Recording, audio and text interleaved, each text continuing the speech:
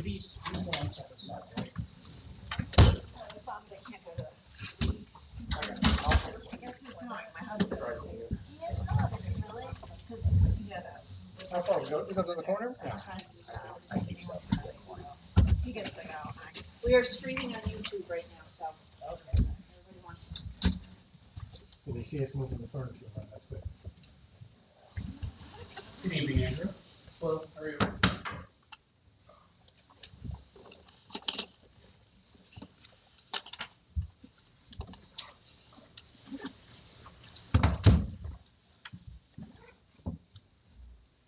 Should have been hoping to find that would have been a good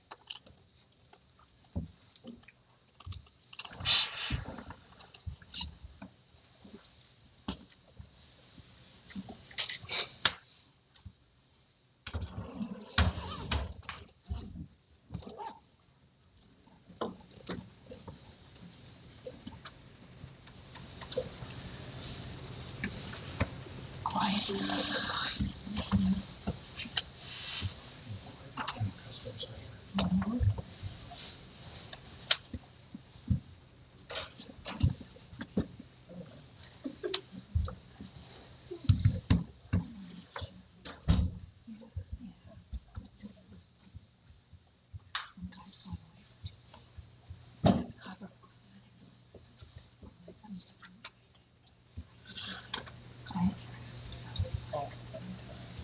I can lose a new person on the phone. I can't say yep.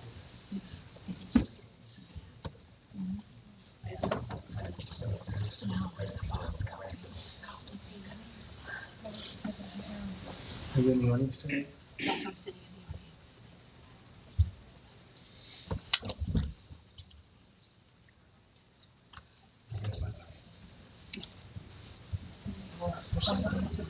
Okay, 7 because it's just not. Mark, you started the recording. Okay, very good. Nancy, you're sitting in. Okay, very good. Good evening, everyone. Welcome to the business meeting of the Borough of Peapack And Gladstone. Tonight is November 12th, 2024. It is 7 o'clock p.m. and I'd like to please call this meeting to order. Susie, would you please read us the sunshine list? Sure. Pursuant to the Open Public Meetings Act, adequate notice of the 2024 meeting date was published in the Courier News and Bernardsburg News on December 5th, 2023, and posted at the Municipal Complex and the Borough Library. Action may be taken. Okay, I've asked everybody to please silence their cell phones out of respect to these meetings that I'm doing now, and then join me in the Pledge of Allegiance. I pledge allegiance to the flag of the United States of America and to the republic for which it stands, one nation, under God, indivisible, with liberty and justice for all. Thank you. Susie, when you're ready, I'll roll call. Councilwoman Murphy? Yes, here. Okay, Eric's absent. Councilman Silva? Here. Councilwoman Slater? Here. Council President Sweeney? Here. Councilwoman Waddle? Here. And Mayor Coliano. Here. And let the record show that Steve Warner's with us, our attorney, and Nancy Prescott is as well as yourself, Susan. Before we get into public comments, I just wanted to make our audience aware of 2 changes to the agenda that are just last minute. The first one is under old business. We have a discussion about the tennis courts. Councilman Eric Cortello is not with us tonight. Last minute, he would rather not have that conversation with us. One reason because he's the chair of the property and he's not here. Also because we don't have some final numbers quite right yet, and we're not prepared to discuss that. So we will be deferring that ongoing conversation to our next council meeting. The second thing is we have a special use permit on our agenda for an additional day of filming for the movie that is being filmed up at Blairsden. The date that was on that the film company advised us is no longer viable, so we will be pulling that from our agenda. Moving on to public comments. So public comments are not Let me repeat something for the two folks who just walked in. We have two items on our agenda that will not be addressing, we are taking off our agenda. The first one is the ongoing discussion about the tennis court rehabilitation. We will not be discussing that. One reason is our Councilman Cartello, who's our property chair, is not with us tonight. He was pulled away. And the second thing is the numbers that we have are not yet finalized, so we're not prepared to discuss it. The other item is the special use permit extension for the filming of the movie of the Blair's Den is being pulled because the date that they had asked for is no longer viable. So that application is over. Moving on, public comments. These are on non-agenda items. If you wish to address the council, please do so at the microphone, name and address. Does anybody have any wishes to address the council on a non-agenda item? Seeing none, I'll close that portion. Let's move on to old business. And because we now have nothing under old business, or for that matter, new business, council members, do we have any old or new business items to discuss? Seeing none, let's move on to miscellaneous. We pulled that application. Do we have anything miscellaneous to discuss? It's not really a discussion, but I'll just let the council know that the Environmental Commission had received a grant led by Isabel Corbin here in the audience. And we got a grant and we used it to plant around the scout cabin. I don't know if anyone's walked by it, but you can see we have fencing up all around, really much more subtle fencing than we had around the pond. But a couple trees, a couple shrubs, lots of bulbs, so it should be a treat in the spring to see the scout cabin looking all spruced up. So thank you to the Environmental Commission. And we also did get a little donation from leftover funds from the gentleman who did the interior scout cabin redo. He had a little money left over and he donated to the town, which we used for the fencing. So thank you to Thomas Whittle as well. Good news, I have to go over that. Yeah, it looks great. Moving on to reading and approval of minutes.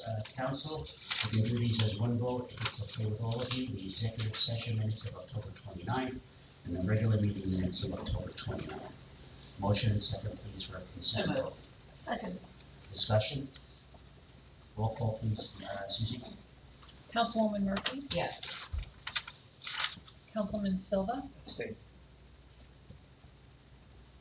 Councilwoman Slater? Yes. Council President Sweeney? Aye. Councilwoman Waddle? Aye. Okay, that passes. And now let's move on to resolutions. We really don't have on there. The ordinance. Oh, I'm sorry, the ordinance. Let's move on to ordinance 1147-2024. This is an introduction. An ordinance of the Borough of Peapack and Gladstone amending and supplementing Chapter 23 Land Development, Article 3 and 4, regulating land disturbance and lot grading. May I have a motion and second to introduce this ordinance? So moved. Second. Susie, roll call vote, please. Councilwoman Murphy? Yes. Councilman Silva? Yes. Councilwoman Slater? Yes. Council President Sweeney? Aye. Councilwoman Waddle? Aye. Okay, thank you.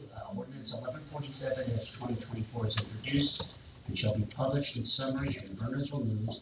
And the public hearing for this ordinance shall be held on December 17, 2024 at 7 o'clock p.m. or shortly thereafter. Let's move on to resolutions. We don't have all that many tonight, just 4. Council members, would you please take a look, and we can do one vote on all 4. Would you please take a look and see if you'd like to pull any of these for discussion? You can pull 198 yeah. 24. We know that's right, we're pointing 198-24, which is the building. So it's only going to be 193 resolutions, 199-24 through 201-24.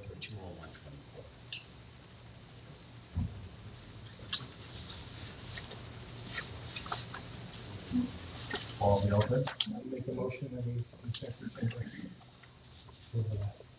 I second. Okay. Discussion?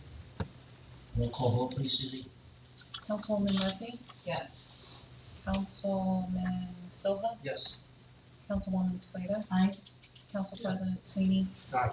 Councilwoman Waddle? Aye. Okay, those resolutions all passed. Moving on to bills list. Does any council member have any item that needs to be pulled for discussion from our bill list this evening? Seeing none, Susie, would you please read the total amount of bills to be paid? $399,197.70. May I have a motion and second to please approve the resolution of the payment of bills? So moved. Second. John and James, I think that's right. Okay, roll call vote, please, Suzie. Councilwoman Murphy, Yes. Councilman Silva, Yes. Councilwoman Sueda, Yes. Council President Sweeney, Aye.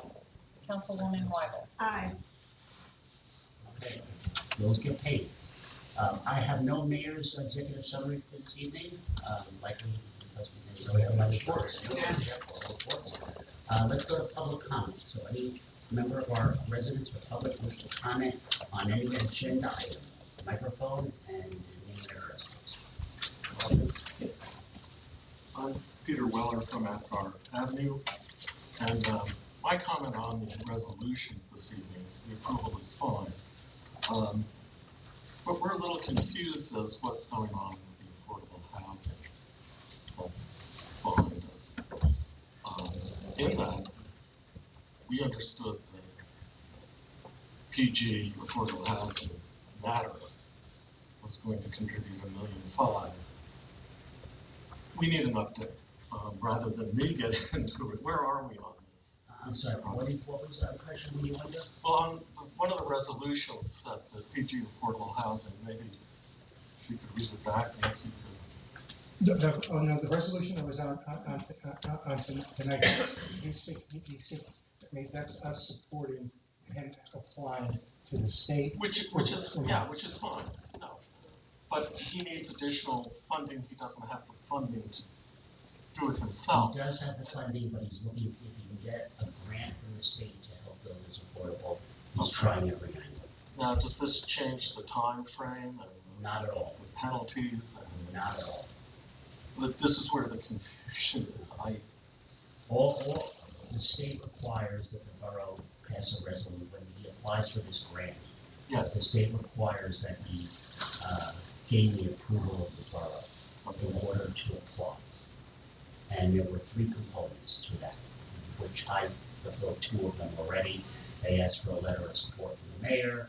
They asked to ensure that the money was in the the borough's affordable housing trust fund to contribute the amount that we have already committed to build the 20 units, and this resolution.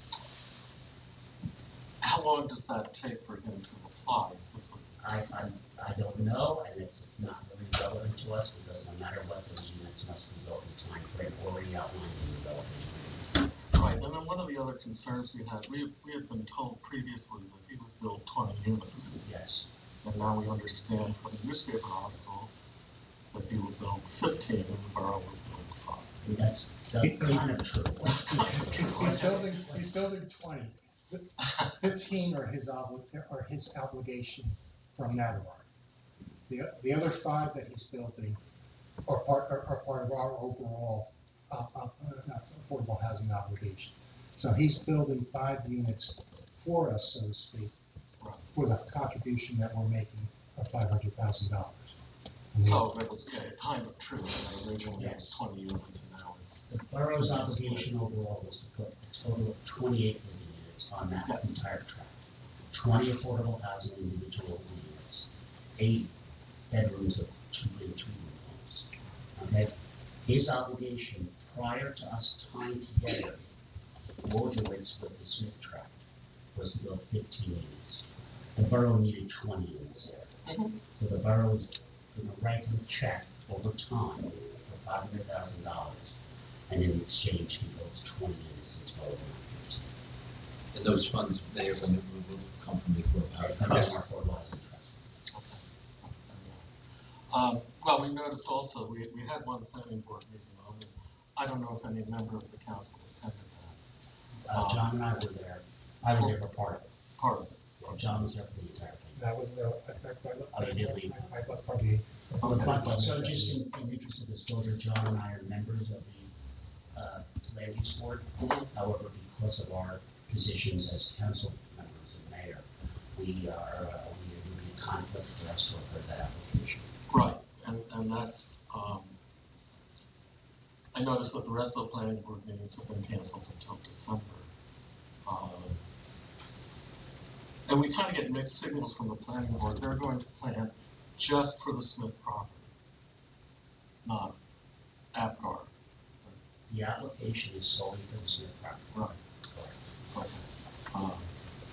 They suggested that we might talk to the council about capital improvement money in 2 or 3 years when this project is completed to improve APGAR for the safety of the community at whole.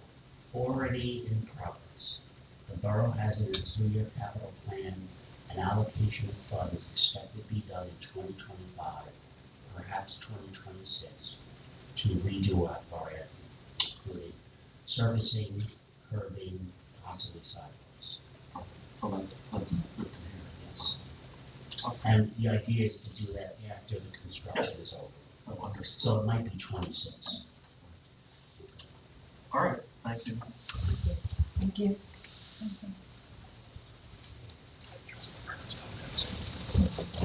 And just, I'm pleased to hear you ask me questions about affordable housing. Please contact us anytime if you have questions like that. But I don't want you to think we ever left anybody in the dark. We had town halls about this. The developer had a meeting of all the residents at that. Oh, they were there. The Wellers have been at every single meeting that we've afforded them. No, we had a very nice meeting with the landscape architect from Gladstone Design to discuss our concerns as far as buffering went. I suppose our 2 biggest concerns aren't necessarily the housing, would be the road and getting it done. We'd hate to see it be a 5-year project where it all ends up in litigation. And APGAR Avenue is just, it's a rundown secondary road that really can't accommodate 50,000 cars at 137 cars a day, which was Bill Ryden's number. And the intersection is dangerous. On the land use, on Gladstone Design, it's a 24-foot inlet into the complex. I need to interrupt you. Okay. In fairness, the points you're bringing up are really for our land use board. Yes. Not for the borough. Okay. Except for, you will be responsible for the road, not the developer. That is correct. Now, the developer is proposing 24 feet, and the APGAR is 20. So it's going to snake down. But there's going to be parking on the road by the development along the side of the road. And that's probably the reason why it's wider. No, they said it was to code. I think it is. Yeah, I think that is the APGAR code. It has, is more narrow than this code now. APGAR is just product of the past. I'm pretty, if you're saying APGAR is not to code anymore, That's I'm correct. pretty sure the residents don't want APGAR wider. I do. Second of all, I'm one resident of 13, but shortly we'll have 35 residents.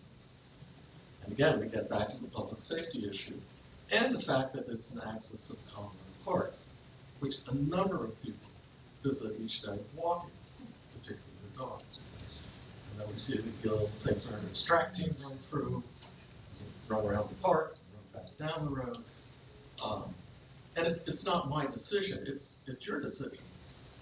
But it's one of public safety, and it's one of entrance to the park as well as the affordable housing. You're going to get pushed back. But you have a 35-foot right-of-way, and that was designed for just this type of issue.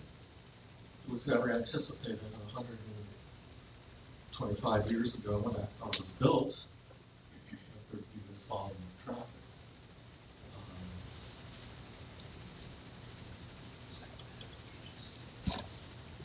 So these are issues that may be addressed during the site plan application process. But the road itself is. No, but as far as the road goes, we are committed to that, and I'm saying it on the. Well, okay, well, that's what my confusion is when you say, it should be, I agree. I think that the planning board should recommend to the council. This is the largest development in 30 years in the borough of Peapack and Gladstone, by traffic and by people. And to pour it into unimproved secondary road. And I kind of agree, once the car is out of that garden turning left or right on Pottersville, then it becomes negligible, it disappears. It goes up to 206 north south, it goes through Gladstone to Bernardsville. But once it's on Apgar, and again, people will be driving on lawns, parking on lawns.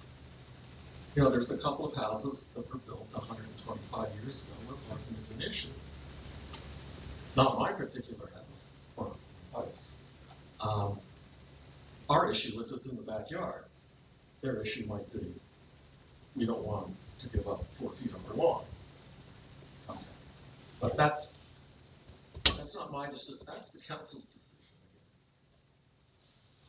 And when we will, like I said, when it comes time to improve that road, we will do it. We will become right on the roads. Thank you. Okay. Anybody else for public comment on the agenda? Seeing none, I'll close that portion of the meeting. And we'll move on to adjournment. Does any council member have any further business for this evening? Seeing none, a motion and second to adjourn. So moved. Second. All in favor? Aye. Okay, thank you all very much for being here tonight. The next meeting is on Tuesday, November 26th at 7 o'clock. Sorry about that last meeting. Peter?